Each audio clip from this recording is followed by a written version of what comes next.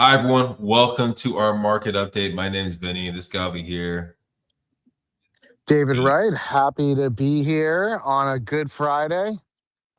So have the clicker going right now. And you kind of see inventory 4,600, which is really surprising for being in April right now. Yes, pending properties is down, so like 2 months inventory.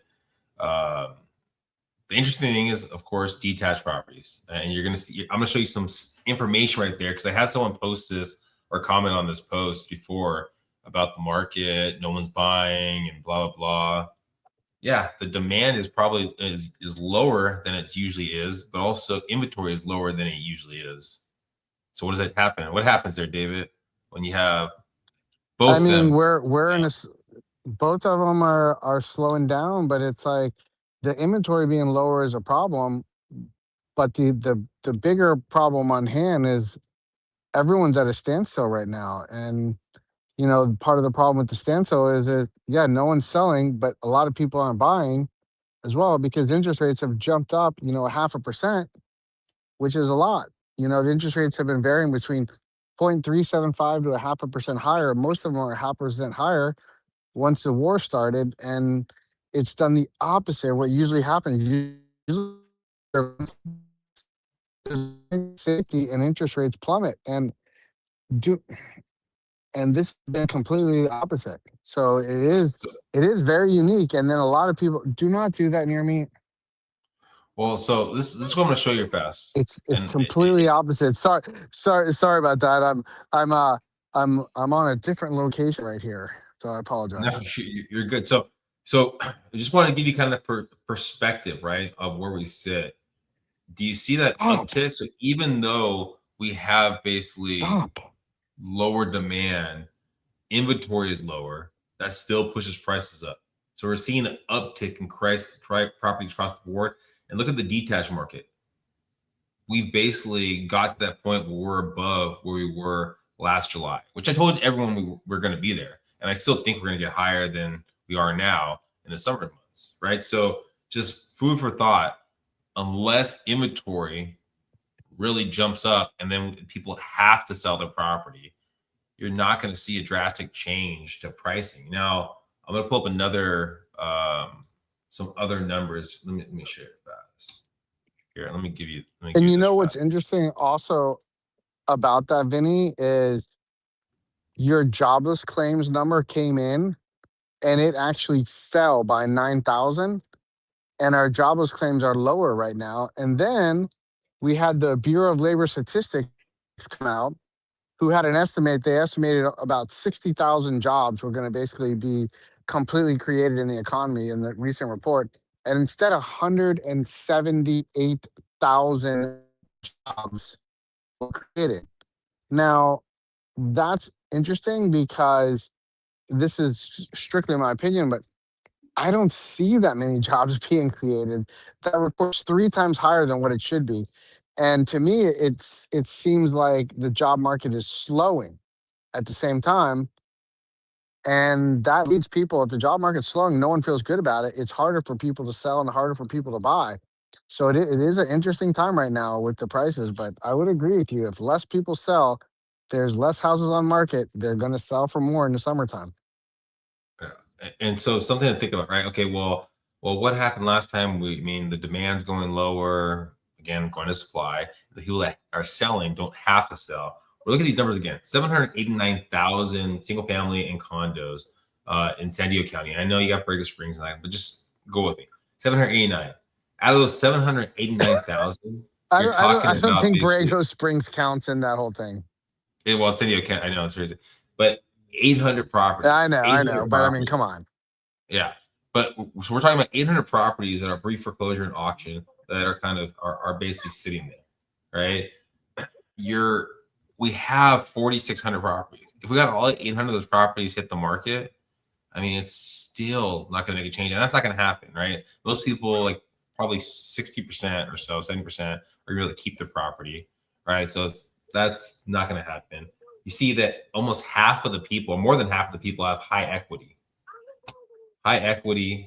of the property. So just people that are saying market correction, all this kind of stuff has happened, is because we have so much equity, because we had that COVID time frame.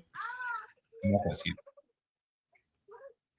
But You anyways, think I don't think there's going to be a market correction at all. I don't think there's going to be. I don't think there's going to be a correction. There's too much equity in the properties, like you were talking about. Like, why would well, you ever foreclose on the house right now if you have 200-300 grand in equity?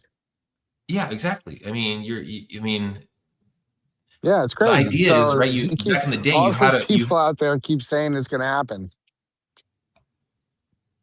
yeah, I mean, so what you're looking at, right? Yes, there's for sure opportunities in the detached market. People are getting a lot more creative. You can ask for basically credits. You can ask, I mean, seller financing.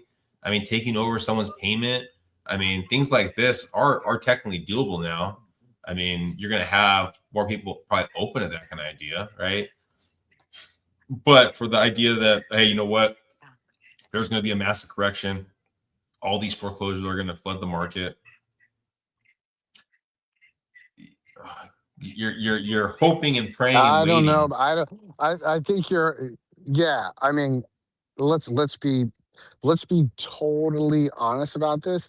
If you talk to anybody and you ask them, if you could go back to 2008, 2010, and the housing market crashed, because you were in the business during that time, Vinny, I was in the business. Most people did not buy. So if the housing market's crashed, most people will make foolish decisions and not buy.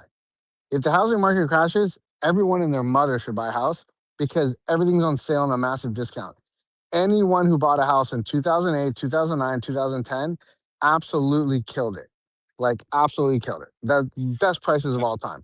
And I now mean, COVID ran the prices up. So, so what you can do now in this market right now, because you're saying, well, what if I wasn't in the market in 2008, right? Which you do see that, right? I was in the market in 2008. I have the chance to buy in 2008. Well, what can you do now? I mean, if you're a younger kid, house hack, right? Look to buy a house, rent out the other yeah, rooms, live in one of them, and slowly start basically adding that density buy a level to duplex, the property. buy 3, 4 units. Yeah. I mean, buy the Yeah, buy multi-unit units. property If just you're a young there. person, buy units. And there's programs. I mean, there's programs now you can get into where you're putting no money down. I mean, of course, the Dream program is too late, but there's other I programs out there. know. There's so many programs that are coming out, right? I mean, and Oh, this if you the can property's buy sitting, with all those programs. yeah, and if the property's sitting, the seller's gonna be more inclined to allow you those windows of time, saying, okay, well, it's gonna take you 45 days to do all these programs, right? You're gonna have to work with us. Sure, let's do it. I mean, because they want their number, or at least close to their number, because they don't have to sell their property, right? And you want to get into the property that Mhm. makes sense, where you're getting basic grants or down payment assistance, or I mean, loans you're going to get forgiven. I mean, so get creative instead of waiting for basically the crash that's going to happen. I don't know about. I don't think any crash is happening. I can go on record for that. I don't think any crash is happening. Now, full disclosure, I hope I'm wrong, and I hope there's a massive Someone, crash and everything hemorrhages and bleeds out, so that I can buy a everything, moment while ago, everyone else sits on the sideline and is like, "Oh, it's so scary. I'm not going to buy anything." I will buy everything if the market crashes. Keep that on record. But I hope I'm wrong. Actually, I hope. Actually, I mean, this sucks, but the market's not going to crash. But I'm still hoping it crashes massively, just so I can. so you know what? I got to bring this up. Thank Big Dave for watching it. At least he jumped over from the other live to our live. Just watched another live there a moment ago. The lady was I won't say the rest. Oh, Big Dave. But thank you for watching us, and hopefully we're more entertaining than what you just recently watched. Um, if you have any particular Oh, for sure. questions about buying locally or selling locally, feel free to give myself or David a call. Thanks, guys. And if you want to know if the market's going to crash, just get a magic 8 ball and ask it.